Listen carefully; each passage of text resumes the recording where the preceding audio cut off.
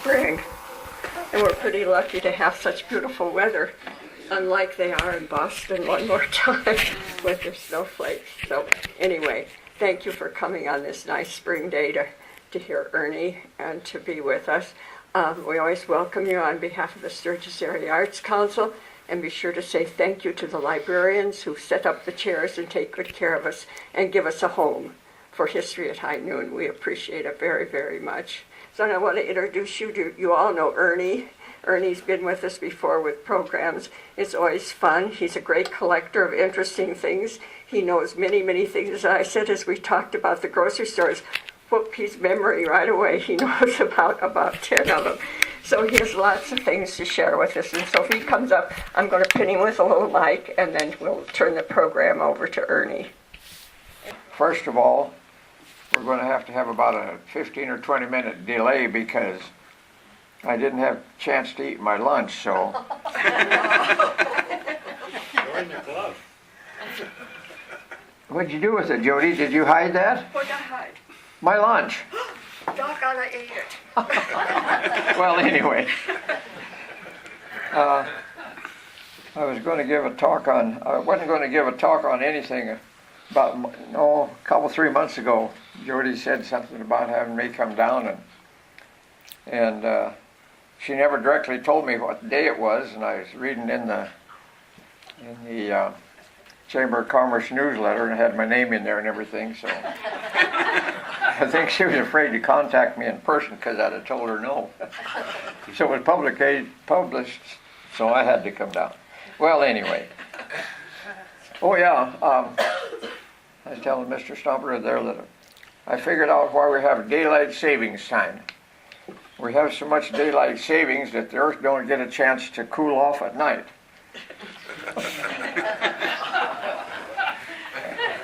Well, I don't know where to start. I was going to, I lost my list. Oh, here it is. I was going to talk about some of the old timers in town here in the area. And then after I got to thinking about that, I thought, well, we'll go into some of this stuff that most of us used when we were little people. And most of you probably saw Badger Clark. He was a character. He was a little short guy, and he always wore looked like a uniform and high boots. And he'd come to the school and give talks. And then there was Potato Creek Johnny. I don't know if any of you have seen him or not, but he was a little short man. And he was always putting around up there in Deadwood, all these parades and stuff like that. And then Grasshopper Jim Fredericks was a tall man, fairly tall, thin, and he always wore a dark, long coat and a dark cap. And he lived down on, where the Richters have that little tire shop on Lozelle Street. Just right north of his house there is that barn-shaped house, and that's where Grasshopper Jim lived when he was in town here. And he still has relation in town. I think it's probably his nieces or something like that. And then where Poker Alice's house was, after you go down Junction and across the creek, her house was right down in there. And we lived out north of town about 12 miles, and we'd get to town maybe 3 or 4 times a year with our folks. And we were just little kids then. And you'd see her out in the yard there once in a while puttering around. And right north of her house, there was 2 ladies lived there. They were named Becky and Lizzie Hyde. And they had just a huge pile of tin cans in there. I don't know what it was, all tin cans. I don't know what they were doing with them or what happened to them, but if a person had them now with the labels on them, he'd be a rich person because everybody's collecting labeled cans. And then there was another man that lived up before we got modern, all these little shacks around town, they were just like a chicken house, but they were livable shacks. And there was a guy by the name of Nick Stoltz. And he run a bootleg outfit. Because when the soldiers when the liquor stores closed at night, the soldiers had to have their booze, so they go up to his house. He always had a few bottles of whiskey around to sell to him. Nobody ever bothered him anyway. And then there was another little guy by the name of Louis Kitchen. He was just a little guy, and I don't know anything about the history of him, but he was a little character around town here. Oh, when they put in the sewer system in the Sturgis, that was in the late 30s and early 40s, and they had that machine. You've probably seen it on television where the big wheel goes around and digging the trench for the pipeline, you know. And then the two guys that dug from the house into the sewer line, you know, their sewer system. There's Frank Marsh and Ed Lindstrom. And they dug probably the whole town by hand, putting in those. Did you know them? No. That was in the early days. And then two other things that one of them I'd like to have maybe some input from you folks, but about 2 years ago, I got a letter from a lady down in Tallahassee, Florida. I think she probably got my name through the chamber.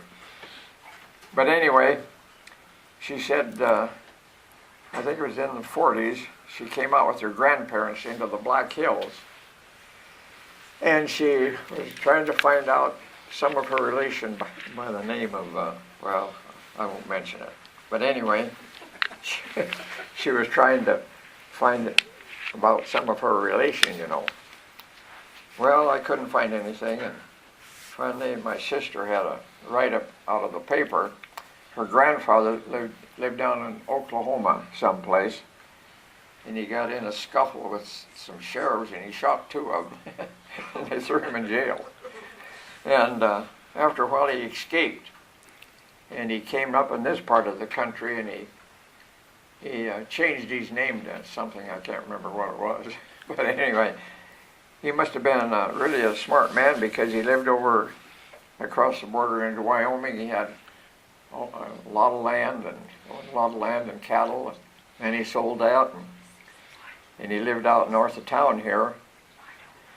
And my sister said that he'd come along and pick up all the little neighbor boys and take them fishing and stuff like that. And he got to be about 85 or 90 years old, and he decided, well, he'd turn himself in. So all these years being escaped.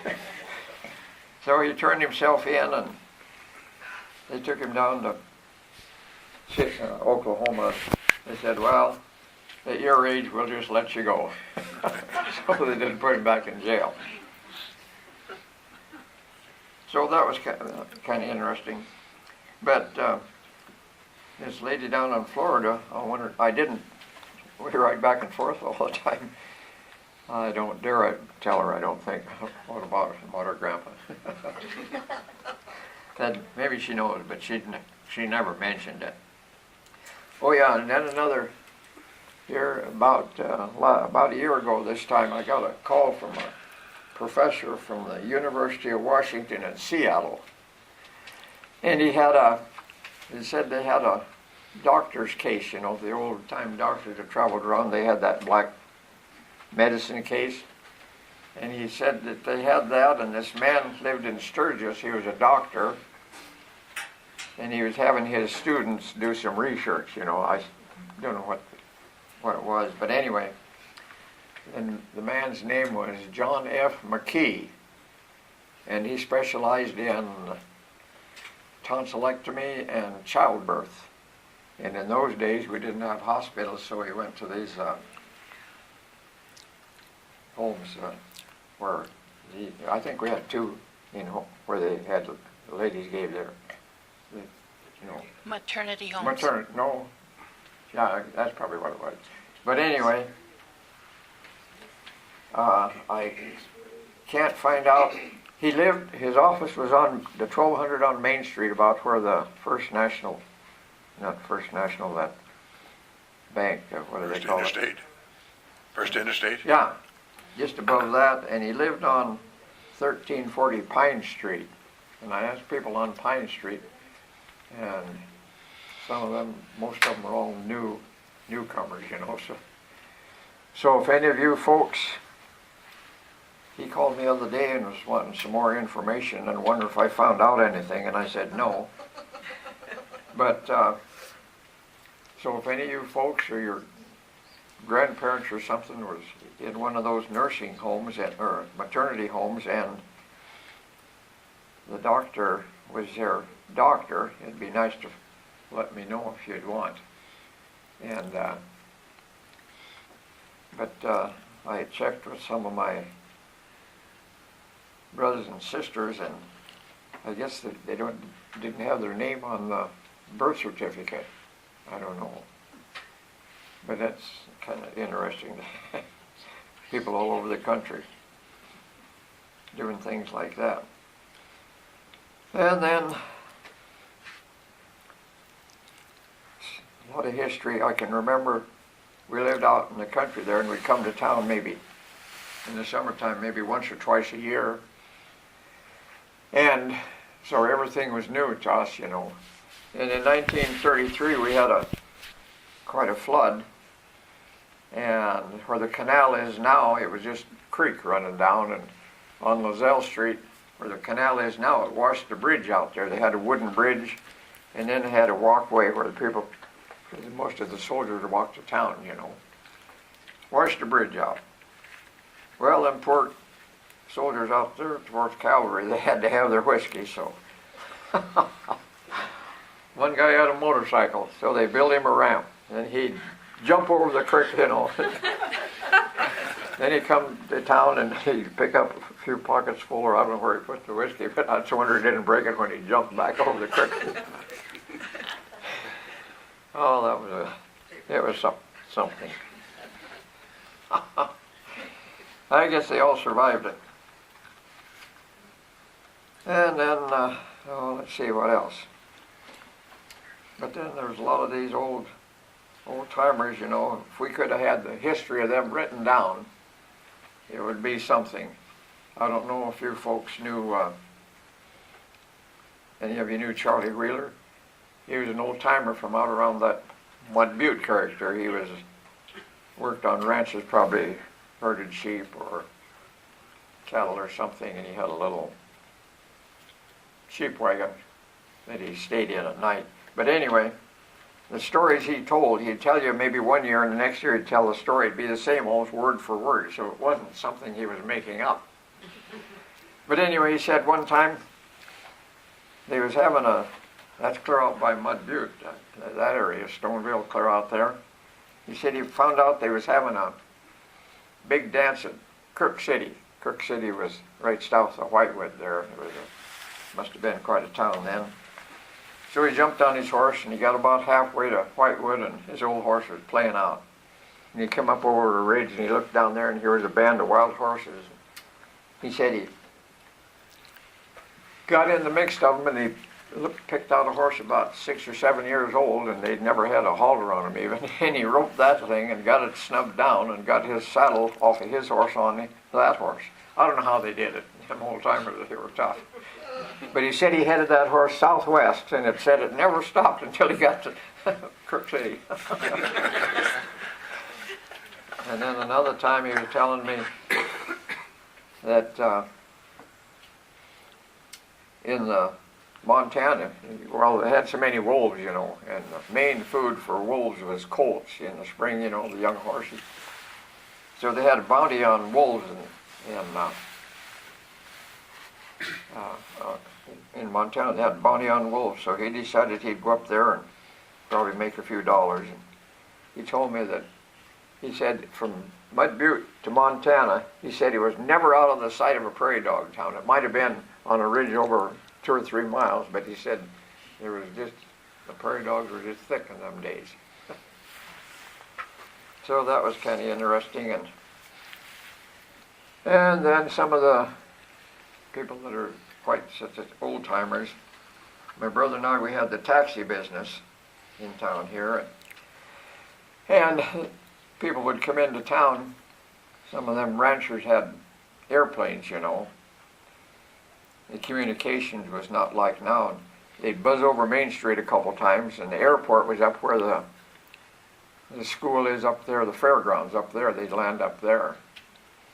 And they'd buzz over town, and we'd run up there and pick them up and bring them down. And some of them guys would fly to town just for an excuse to fly, and they'd come in, buy a loaf of bread, and then take off again. And Jim Donahue, he would fly in from up in that Slim Buttes country, bring his sister into the school up at the St. Martin's there. And that was kind of different. And then Fritz Kinsler, you probably knew Fritz Kinsler. He had an airplane too. He'd fly in. One time he came to town and he couldn't land the plane. And he was out there, the wind was blowing from the southeast, and here it was from the other direction. So I took my handkerchief out and held it like this, and he looked over and he turned his plane around. And he landed. One time he came to town and he got ready to leave, and it was so windy. Oh, it was terrible windy. And he had it tied down, you know. He said, now, I'm going to get in the plane and start it. And he said, you hold them ropes. And when I give you the signal, you let them ropes and get out of the road, you know. Instead of taxiing away, that plane just rode it up like this and it took off. I was hoping Lloyd Daney would be here, or not Lloyd, but Boyd. Anyway, it was his folks had construction company, and I can't remember, they had an airplane too, and they'd fly into town and get supplies and groceries and stuff. And one time they was in town, and I took him up there. He had 100 pounds of potatoes and some other groceries and stuff. And he got clear down at the farther end of the airport as far as he could go. And he wound that thing up, and it kept it going and going and going, and it couldn't get off the ground.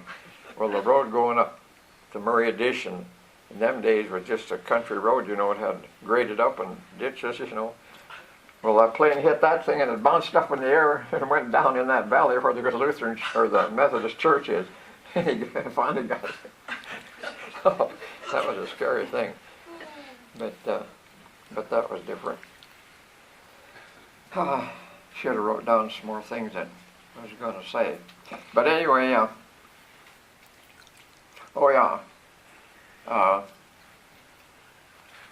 can't think of the names. The Bike family, Alma Bike. There was Eric Bike's daughter. They lived down in. She lived down in Indiana with her husband. They had an A&W root beer business. Of course, in the wintertime they closed it up, and he had an airplane, and he flew out here. And well, after a couple, 3 days they were here, we had the blizzard of 49. And most of you lived around here remember 49.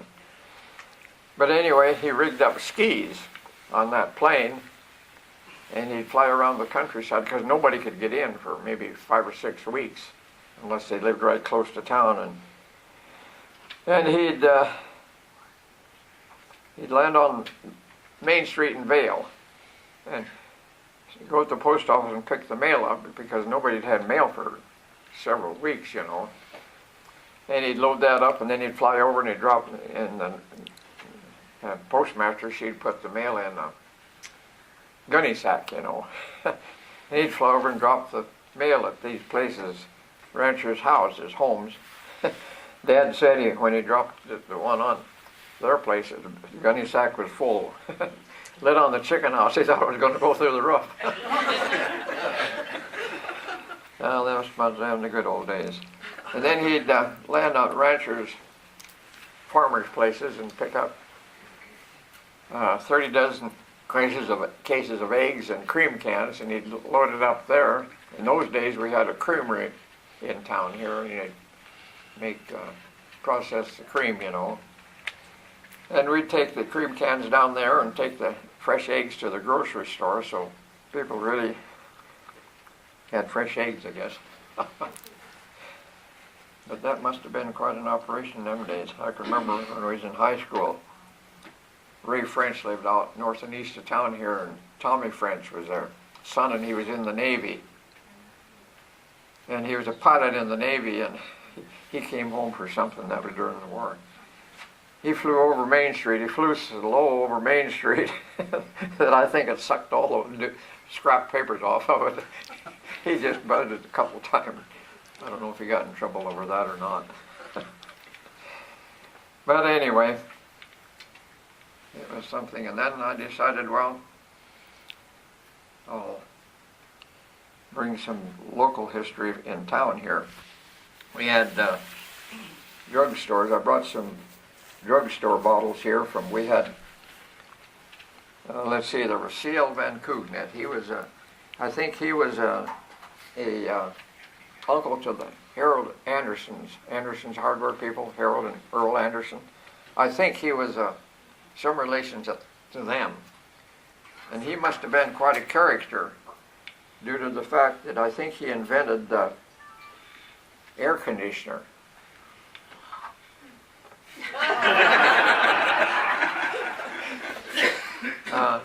It says on here, this wall said drugstores and wallpaper, and then this here was Putman's dye tint. They dye clothes in them days, you know, dye clothes and stuff like that. So, but anyway, must have been quite an advertisement. He must have gave everybody an air conditioner.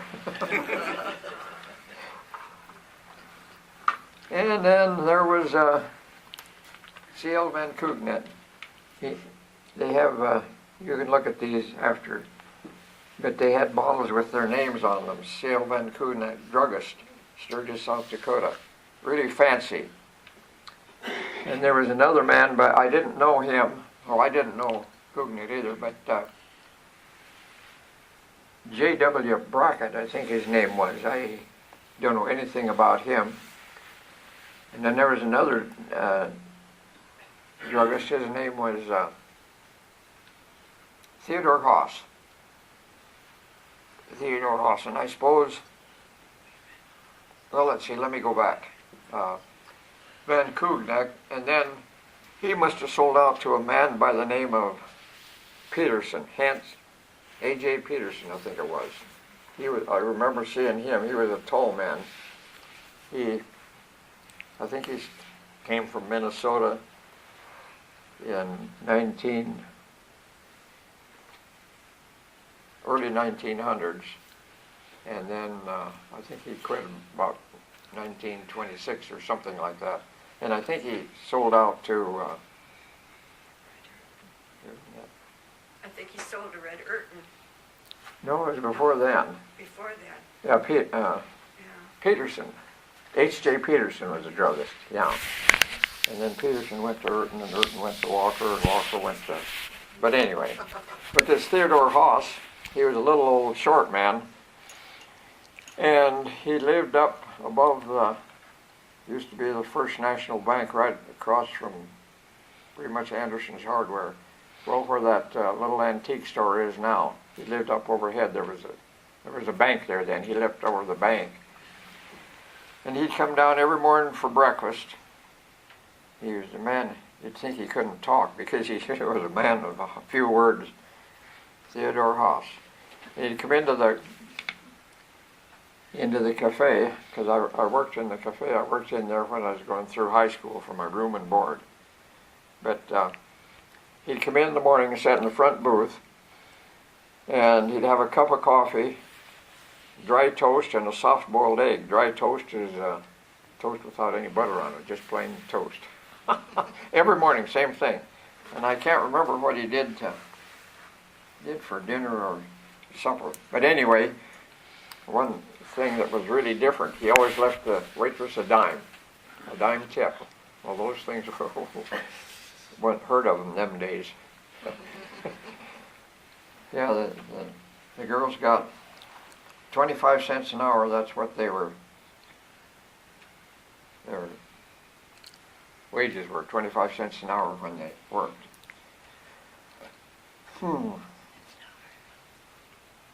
And then a lot of other different things. Oh yeah, another individual that when I worked for Katie and Cecil Dodson, they had a grocery store down there on Lozelle Street. You'll be talking about that, next month? But anyway, when I came to town, I worked for them. I worked for my room and board. Room was $5 a month, and at the end of the month she'd give me $5, and I'd pay my room, and it was just one of them old shops, you know. I had one of them tin stoves, and that's where I heated my water or the room with. But anyway, they were always hunting and fishing, hunting and fishing. That's where I got to learn how to fish and hunt.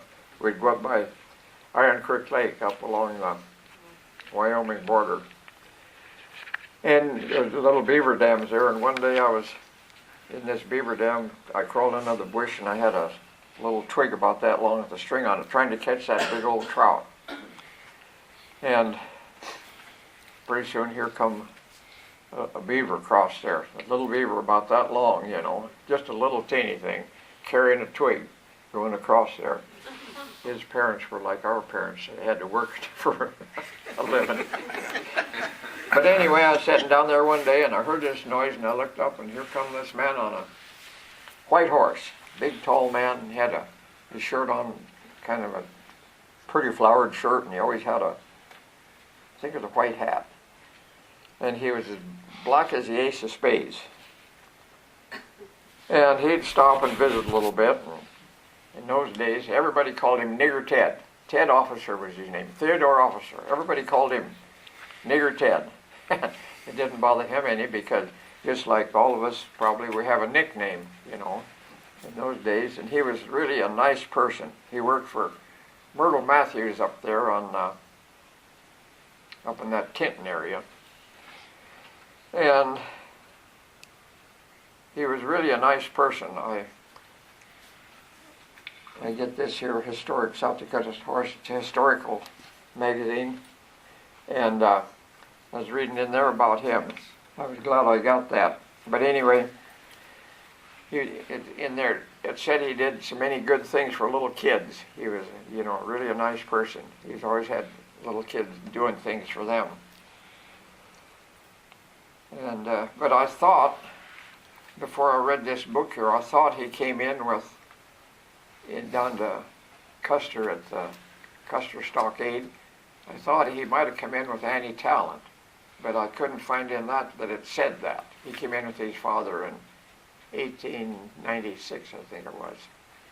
So, but I thought that was really a thrill to find out that I knew somebody that came in. You know, yeah, he was really a nice person.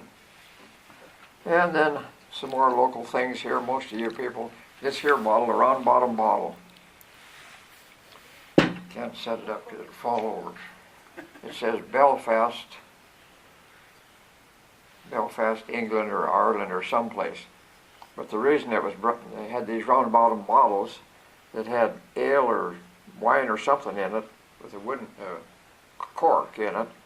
And if they set up like this, the cork would dry out and then it would ruin their contents. So it always had it laid down.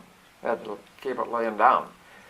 Well, these got a free transportation to the United States because those sailboats, you know, when they came over in sailboats, they just lined the bottoms of the sailboat with these for weight, you know, so that the sailboat wouldn't upset. I have to do a lot of studying and reading. I gave a talk out at when the Sturgis Livestock Change was out there, and I had cards on everything, you know, a whole stack of cards of. I did a lot of history studying and took a box of bottles out, and then I came back in and somebody stole all them cards. I was really disgusted. And then these bottles here, most of you are familiar with. We had a milk processing plant in town here where they pasteurized and homogenized milk. And it was right there where the, let's see, yeah, here where it's the library, right in back of the library here. That's where the Johnny Richards and Owens, I can't remember his first name. But anyway, they had that plant there. Rainbow, wasn't it called? Yeah, Rainbow. Yeah. We had quite a few dairies in town here. Let's see, there's Pete Weber. He lives over there on east of Fulton Street. Davenport's the south end of town. Ray Murray, or Glenn Murray up there in Murray Addition. Williams had a dairy up north across the creek there on 8th Street. And Hooper out east of town, they furnished milk for the Fort Meade and Sturgis. So I suppose that's where they got their milk, extra milk. I don't know. I can't remember. But and then we had a slaughtering plant that was south of Murray Addition, up there where the Hurley Addition is. They had a slaughtering plant there. John Lindick had a grocery store right where the Senior Citizen Center is now, the building. They had a little grocery store there, and I asked their daughter here a year or so ago where they got their meat. And she couldn't remember because she was a little girl then, but she thought they might have got it from farmers and ranchers. But the Fruth Hotel, that's where the bank is now, behind that they had a meat shop there. This man would get meat and cut it up and I suppose take it to the grocery stores or something. And then we had a lime kiln down south of the Murray Addition in that canyon there, those limestone cliffs. And they'd build fires underneath them, and the fire would heat that limestone, and they'd scrape it down and get lime for plastering in their houses in town here. And some of these old buildings with the plaster in them, you know, you have to have fiber in there to keep it together, just like now we put reinforcing steel in cement, or now the sidewalks, they have this plastic, nylon fiber or something. But if you look in some of them old buildings, the fiber in them was bison hair, buffalo hair. They used it. So there's quite a few businesses in town here that people don't know about. It's my niece and I, we went up there to that lime kiln a couple of years ago and looked, and it's still just about like it was. And that's right close to where they had that slaughterhouse in that area. And now I'll give you stories about the bottles. This here little crock, it's got, you can see here, it's got this little rim in it. Well, that they put salt in there, you know. In the olden days we didn't have refrigeration, so we put up hams and stuff like that. You could reach in here, get the salt, you know, and put it in. And I suppose that was in the butcher shops too, you know. All inventions. This here is a cream top bottle. The cream always comes to top, you know, so they had a little spoon. They could dip the cream out. Inventions long gone. This here is a Worcestershire sauce bottle. Everything's plastic nowadays. And these little bottles here are poison bottles, and I don't know what they use poison for. But I'll have to ask my doctor, because I mentioned it one time and then I failed to ask him why they had poison. But this one here's got little ribs on it. This bottle here has little dots on it. And this one here is odd shaped, and it has little dots on it and says poison on there.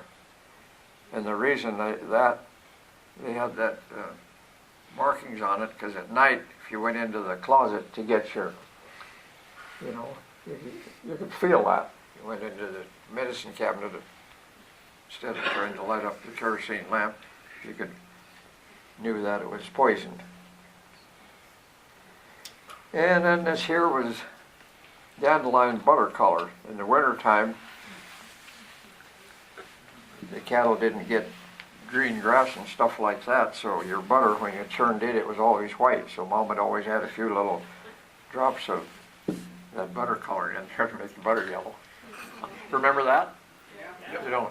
I remember taking a bag and breaking the red circle and Oh yeah, working it in. that's when Oleo first came out. They figured it was going to run the butter business out of business. And let us see, bromo seltzer and can't remember what else. It was in bottles like this. But anyway, I can't remember on some of these bottles. I probably never brought them. It said, this is filled with magnesia. And this here was Noxzema. I don't know, that was probably some kind of something like Skin cream. Vicks or something. But anyway, some of them bottles that had on there, made in USA, back in the olden days. Because I can remember when they started coming over here from the foreign Germany and France or wherever the people came from, they made them put the names of the country they come from underneath because I don't know why. Just like now we need to have everything made in China. Oh, let's see. Oh, this is a replica of our school desks. And the teacher had a bottle like this full of ink. And then each desk had this little, you can look, it had this little glass container with ink in it. And she'd fill that once in a while. Here's really an old one here.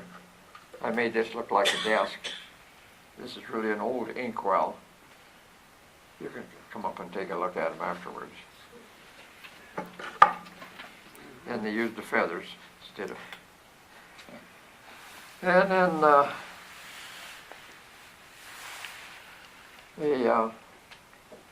here, before I get milk, this is what we had cream in the cafes. Put cream in a little container like this for coffee.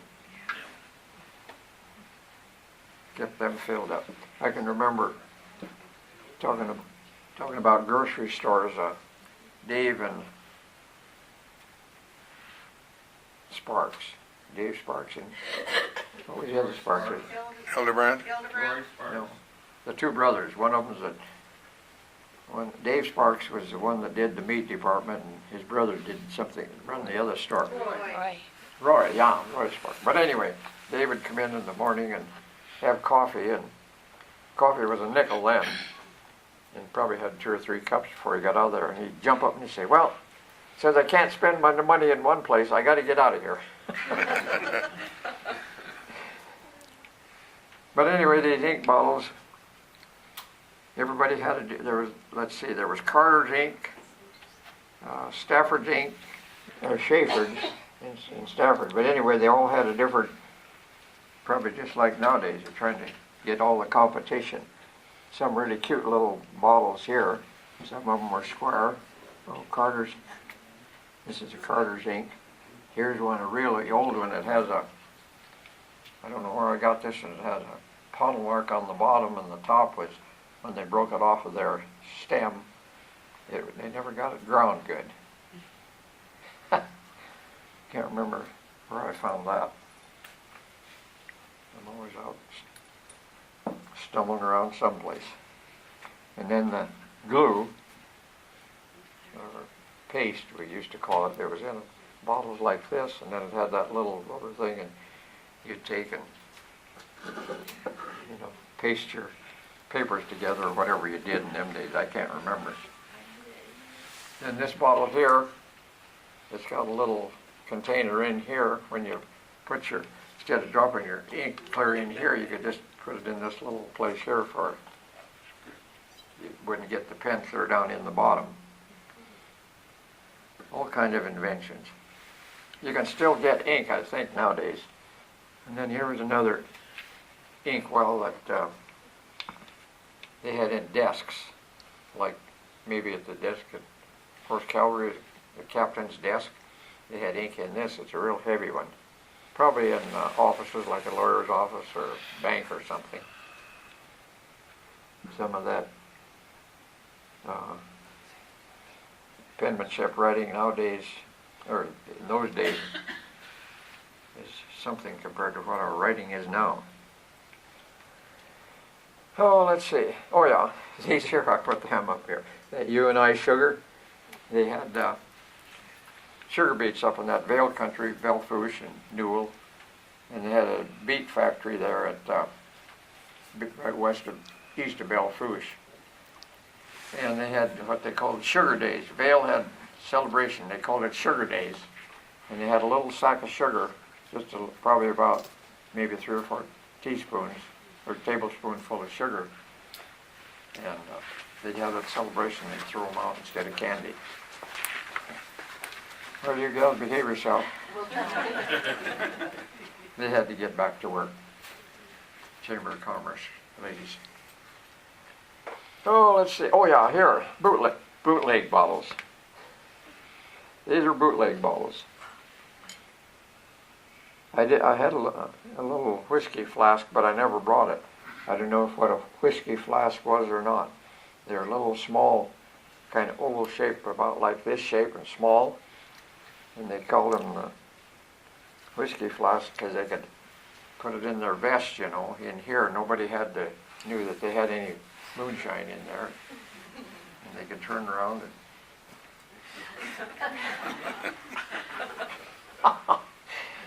They were in the good old days. I was moonshine, but I can remember when we moved on this one place, you know how little boys are, they're always crawling around doing something, and we crawled around underneath these old buildings and sheds, and we found a couple bottles like this, and Dad says, "Oh, don't break them." He said, "Those are moonshine bottles." He said, "When I go to town," he says, "I can get 10 cents out of the pint and 5 cents out of the half-pint bottles," because they had to reuse them. But anyway, we lived out north of town here, and this man that lived out there, he was a Native American, really a nice person, but he run a bootlegging route, you know. I don't know where he picked up this stuff, but in those days, you know, the roads were just coming across the pastures, you know, they were just a trail. In the spring, he'd get stuck in the middle of the night, get stuck, and Dad would look out there in the morning, here he was. So he'd hitch up the team and go out there and pull him out of the mud hole, and away he'd go. Now I can remember when we were little kids, we had about a half mile from the house, there was a granary there, small granary, that had grain in it. And one day somebody broke in and scooped out a bunch of wheat. We had wheat in there. Boy, us kids were mad. We were just little kids then. And we told Dad, he says, "We're going to," it was too late then, but he said, "We're going to take a board and pound some nails in it and put it across this gate, and anyone who runs over that, he'll punch his tires, and then we'll find out who it was." But he already stole the stuff. But then anyway, cattle rustling, that was another thing. My dad, must have been a different kind of person, because it didn't matter who it was, whether it was a bootlegger or the sheriff or what, you could get along with them. And we had about 1,000 acres out there, and of course we didn't have many cattle, so he'd run out the pastures to this one neighbor. He lived about 6 miles away. And one day this neighbor said, "Well," he says, "we're going to come over next week and butcher that fat steer." You know, we'll just come out there in the prairie, you know, they just butchered it right on the prairie. And said, "So if you see us over there, well, don't pay any attention." Well, a few days later, here they come. And Dad looked out there, see this vehicle or two, and they butchered that critter. And then a couple days later, well, the guy that Dad was renting from, he says, "Well, we come over to butcher that steer." Well, Dad said, "Well, we thought you was over there the other day." He said, "Somebody butchered it or something." Well, us kids, the sheriff was always stopping at the house for something. But we figured out that the sheriff was in on it because the fresh tire tracks were the same as the sheriff's that went through this gate and over there where they were butchering that critter. So we figured the sheriff was in on it. Cattle rustling days. I don't know if any of you folks remember Jim Davis, but anyway, he was an old timer. And he said that when they'd rustle some critters and want to butcher them, he said they'd have some guy up on a hill up here and somebody over here, for lookouts. And he said he was on this lookout, and pretty soon they got everything done, and they motioned him down, and he come down and rode his horse down and looked. We say, that critter's got my brand on it. So we couldn't do anything about it.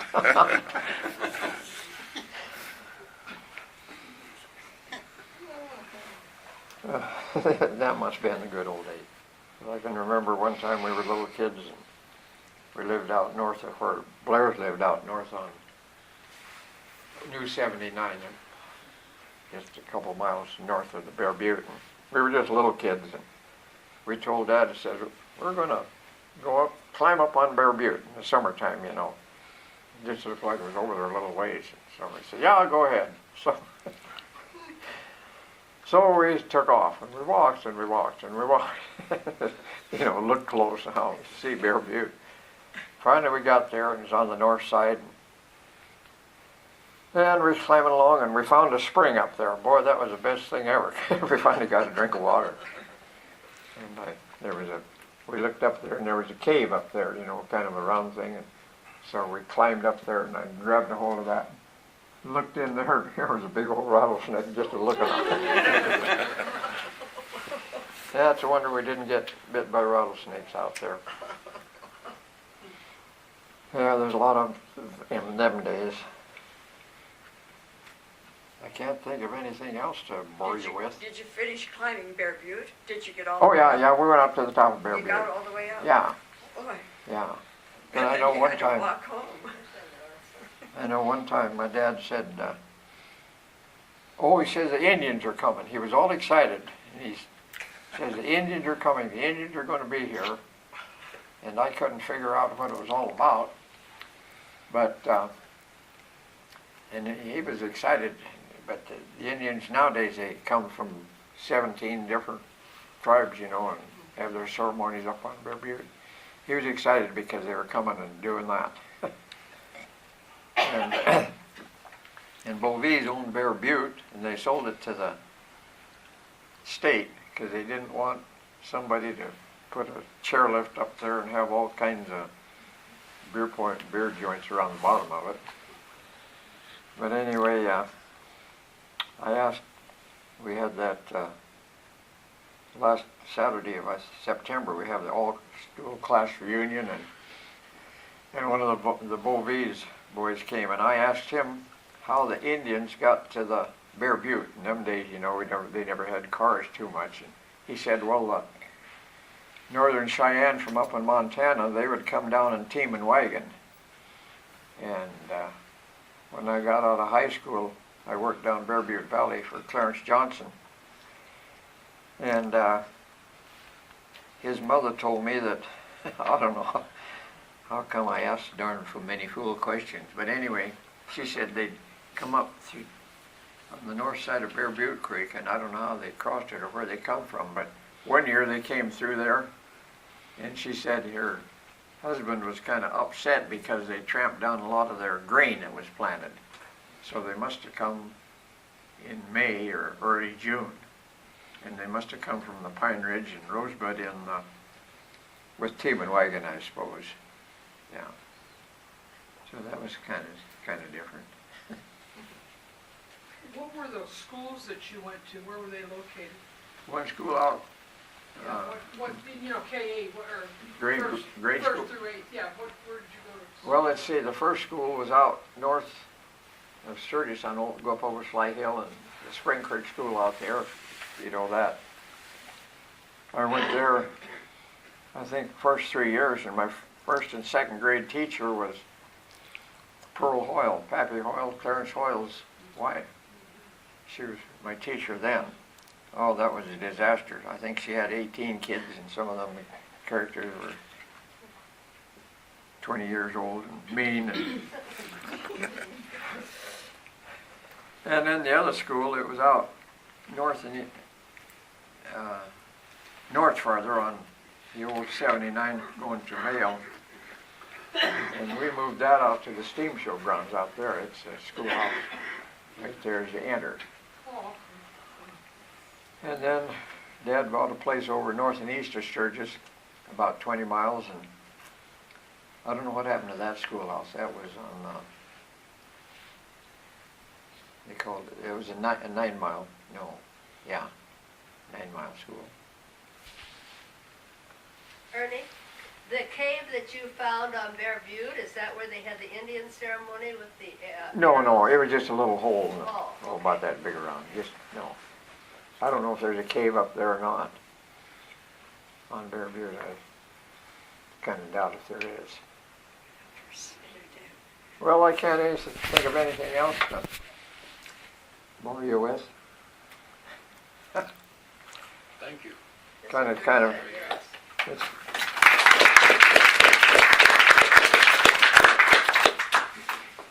Anybody have a question they want to ask Ernie? Where were you born? well, I was born in Mitchell, and the folks moved out here in 1928. 28, I was 4 years old. And it was in February, and it was real cold. And so one day it kind of warmed up, and Mom let us go out of the house. I was just a little feller. Got out to the house, and here on the prairie was a skyscraper. Can you imagine a skyscraper out on the prairie? And but that skyscraper was just a farm barn, a big barn. It looked like a skyscraper to me, I guess. A little kid, you look up at that big old barn. And 2-story, came all up overhead. And there was something up on the roof going back and forth. And I asked Dad, I said, what's up there? He said, those are pigeons. Well, I'd never seen pigeons before. And down below there was a little pond of water, a spring, and there were some ducks in there. So they were the first ducks and pigeons I'd seen. And it's strange how a person can remember little incidents like that, Did you come out here in a vehicle or a Yeah. wagon or a train? Yeah, an old Model T Ford. I can remember the old cars, they had curtains on the sides, and I could remember pushing that curtain out and looking down in there and see the gravel go by, and then the floorboards were all boards, and there was cracks between them. You look down there and see the gravel. Yeah, that must have taken 3 days to come from Mitchell to Sturgis. 2 days anyway. What do you think, Dean? Not long. Remember that time we hauling hay with them 2 mules you folks had? Yep. I still remember the night of the blizzard, and I stayed with you, and you got it so darn hot in that little log shack, and then it would get so cold, and we was up all night heating up or cooling off. Well, yeah. Yeah, I don't know if any of you folks You worked for Clarence Johnson then. Yeah, I can't remember if any of you folks had ever run a team of mules, but they're an interesting animal. I can remember when they were building the road up over Sly Hill above town, where you go out to Bear Butte Lake. They had 6 mules teams. There were 2 mules, 2 and 2. And they had this big grader. They were building the road. And right in the middle of they had a white mule, and he laid down. Couldn't get him up, So I think in them days, they build a fire under him, and then they'd get up.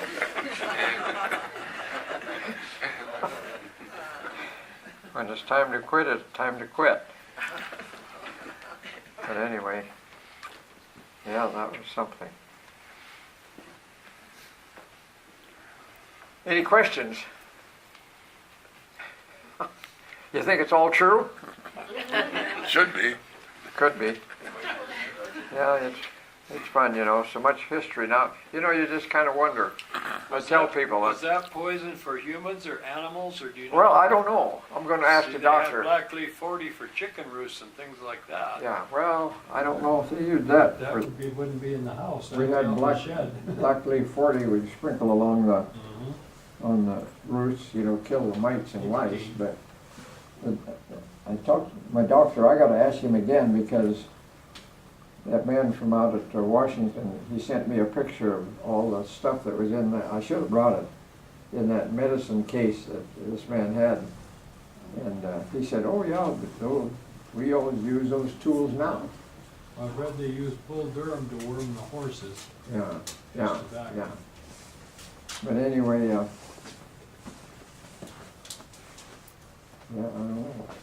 Just talking about Danny's plane, one of the, I don't know which plane it was, but there was a young guy that had taken about 2 or 3 flying lessons, and he got downtown and was bragging about it, how he could fly at the bar, and there was 3 or 4 heists and some, and they just kind of questioned whether he could or not.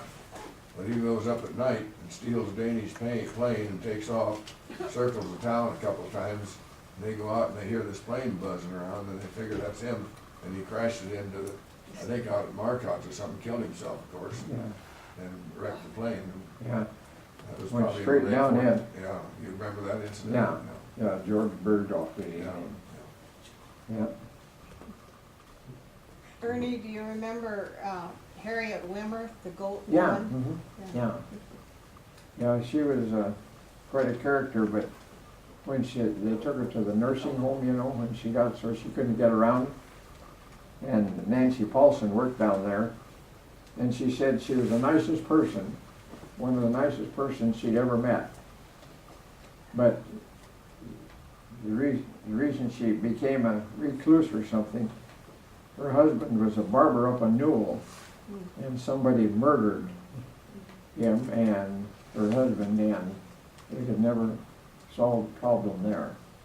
And it just bothered her so much, she just, I don't know. Well, I can remember, my dad was county attorney, and she had lived in town and had goats in town. Yeah. And, you know, the neighbors didn't care for a bunch of goats next door. And he had to have her evicted. And she swore she was going to put a hex on him. And I think he kind of believed she probably could. Yeah, you never know. No, no. She's quite a character for hauling junk in too. Yeah. Joe never came down. Joe DeJarvis never came down, did he? Oh, my husband? Yeah. No, I didn't even see him when I left home, so I don't know. He didn't Well, I was come going to today. tell you a bootlegging story about his family. Maybe you know about it. But anyway, Joe DeJarvis' father was a barber. Was down on the Pine Ridge Reservation, yeah. And that was during the bootleg days. And, you know, like Saturdays always come up. Did you know about this? But anyway, you know, Saturdays, old ranchers down there, they didn't have anything to do, so they'd meet at his barber shop and sit around and talk, and somebody always brought a jug of moonshine, you know, and they were sitting there visiting in the wintertime, cold, and Joe's dad looked out there, and here come the revenue guy. You know, had that jug of whiskey there, or moonshine, and so he picked it up and set it behind the stove and poured some kerosene on it, because, you know, they always had a can of kerosene to start the fire. The old revenue guy come up and he picked it up, and the only thing it smelled was kerosene. It was full of moonshine. He didn't know it. Joe's dad told me that one time. Yeah, a lot of different stories. Some folks up toward the cemetery there, our cemetery, they had a still up there. And I guess you had to make a living some way, good or bad.